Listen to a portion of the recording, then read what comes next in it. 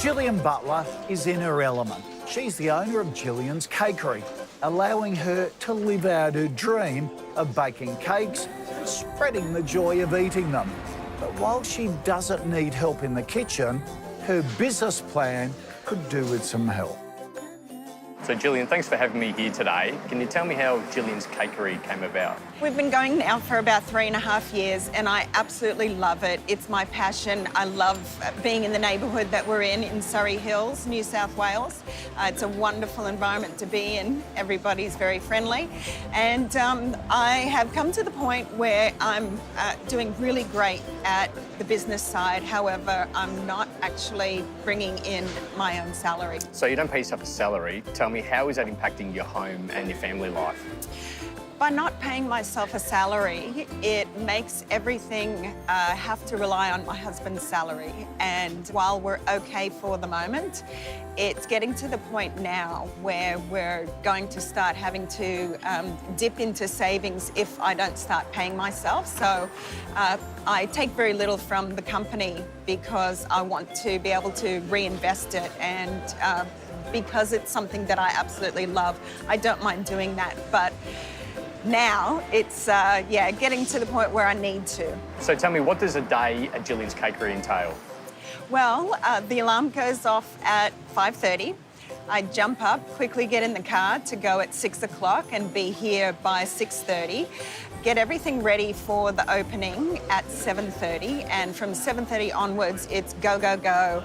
I'm always running to and fro. I can be a barista for 1 minute, a customer service representative, I'm a cleaner, a busboy, a payroll person. I pretty much do every job every day, and I run around until about 4 o'clock when the cafe closes. Get home at about 5 o'clock, pick up my son, we come home, prepare dinner, and after we put my son to bed, I'll do some paperwork, answer emails, so it's constant.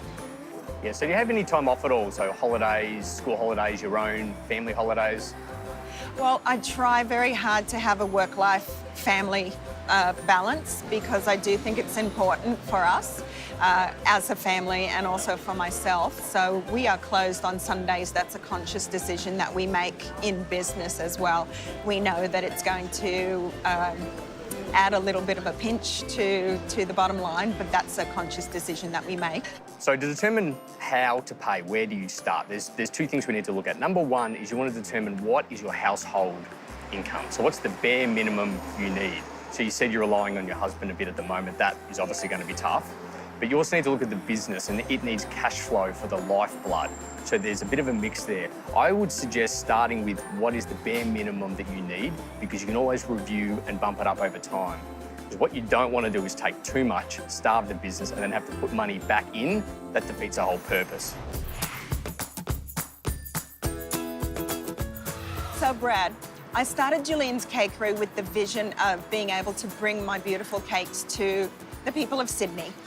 How important is it that I pay myself a salary? It's very important that you pay yourself a salary. I mean, your team get paid a salary. If you work a corporate job or for someone else, you get paid a salary. So why don't you pay yourself a salary? It's a bit of a core fundamental.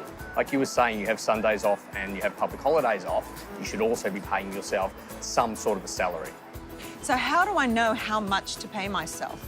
Right, so if you have a look at your personal budget, your household income, that's going to give you a good indicator. You said you're relying on your husband's wage and it's putting a bit of a pinch on him. What we want to look at is what is that pinch? What is that buffer? And it might just be small at the start, but the point with paying yourself is get started, start with something small, and then it's a principle of running the business. Get in the habit of it. Remember, the business is here to serve you. I know you love it and they're great cakes, but it's to serve you. So don't let it turn the other way around and you become a slave to it. This is a good principle to put in place. And how do I know how regularly I should be paying myself? Should I pay myself at the same time as my staff get paid, or should I just do it in a lump sum or a little bit every day? Yeah, I would suggest paying yourself when your staff get paid. I mean, it just brings that whole culture together. Instead of you as the boss and everyone else, start to do a lot of things together in the business. So paying yourself regularly, coming up with an amount, you can start to incorporate some of the tax things like withholding some tax and paying yourself super. But then when you get closer to the end of the year, around April and May, that's a good time to check in with your accountant because they might have some great strategies, maybe to make yourself look a bit better if you wanted to, say, buy an investment property, or how to trim back the tax you're going to pay. And speaking about tax, how do I know that I'm actually being tax efficient? Right, so starting out drawing a small wage, there's going to be minimal amount of tax payable on it. Then along the way, what you're going to be doing is working with your accountant if you want to make changes, because they're going to know far more about this than any small business owner. So they can maybe help you avoid some pitfalls or share some strategies so you are being efficient and you don't cop a massive tax bill by surprise at the end of the year that you could have easily avoided by picking up the phone and having a quick meeting with your accountant. On from that, what are some of the pitfalls or the mistakes that small businesses make, and how can I avoid making those? So there's mainly two big ones. People come from a corporate job and they're used to a big salary. So they just start paying themselves that big salary, but it's just not going to survive. The business is going to run out of money and then you're going to find yourself in hot water. The other thing that they do is they just start taking drawings from the business. So they don't take a proper wage, put their hand in the till, I need this much money this week, I need this much money that week. So you can't keep track of what you've done, but the business has got this lumpy cash flow because someone keeps putting their hand in the till. So again, it's working with your accountant to determine where do we start, and then depending on the structure of your business, some people are companies, some run through a trust, some are something a little bit more simple. There's a whole lot of different rules that apply to all of them. So you've been voted some of Sydney's best cakes. So tell me, what does the future hold for Jillian's Cakery? I would love to be able to take Jillian's Cakery around the Sydney Metroplex and bring all the cakes to as many people as I can. Because we all need definitely more cake in our system every day, don't we? We do. Life is sweeter with cake, of course.